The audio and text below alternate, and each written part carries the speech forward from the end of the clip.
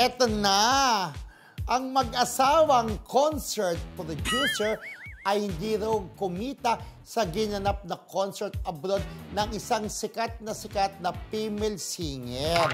Break-even lang daw sila, pero mas okay naman daw ito kesa sa nalugi talaga.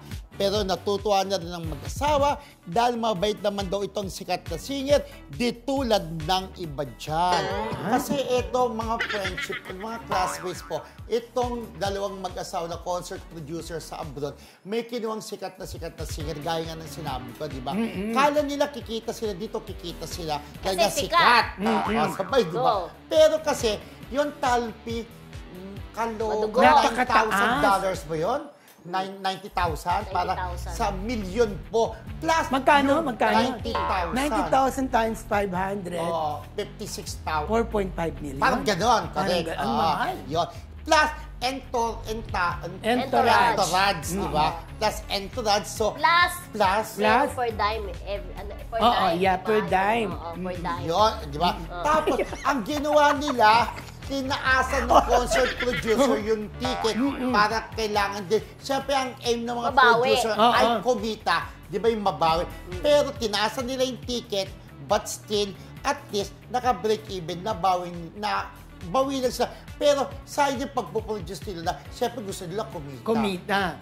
Pero nga, at least, hindi sila nalugi. Yun nga. Na bumalik ang puhunan. pero sa yung pagpuproduce nila, kung ganyan Sa din gulo pala. ng isang female singer Sa na ito. female singer na yan, ay Ayan na. sikat siya. Taon niya talaga? Taon niya. Taon niya pa rin. Last year, taon niya. Ngayon, taon pa rin niya. At sa mga susunod ay taon pa rin niya. Parang ito ba yung singer na Uy, careful Na ano? maganda. Maganda siya. Dalaga, kaya lang dalaga pa rin until now. Pero sikat pa rin siya. Pero dalaga pa rin siya. Dalaga pa rin siya. Ay, hindi siya yung nakipaghiwalay.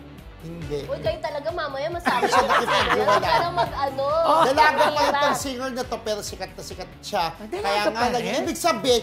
ibig sabihin no, kung nung nag-concert siya, pinasok pa rin ng mga tao kasi nga sikat. Kaya kahit malang ticket, di ba nanood? Kaya hindi din siyempre nabawi nung producer. Alam mo siguro saan naging dahilan din kaya hindi siya ganun nag-click at bawi-bawi lang.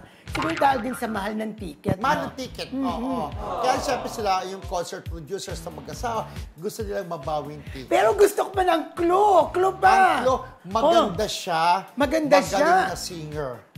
Kapuso, kapamilya. Better cake. Cake yan, di ba? So, wala na pa kung sikat na female singer na nag-concert abroad. Hindi naman flop ang kanyang concert. Hindi diba? naman flop. Marami pang nanood, kaya lang hindi pa rin nabawi ng producers ang kanilang puhunan dahil po sa taas ng talent fee na hiningi ng management. Actually, ng management hindi nung sikat na singer, ng singer na ito. Ayan, dalagan-dalaga pa rin siya. Kaya marami pa rin nagkakagusto sa kanya na gusto ko itong maging jowa kasi pag naging jowa ako, kakantaan ako ng kakantaan to the highest level. Magaling kumanta. Kakantaan.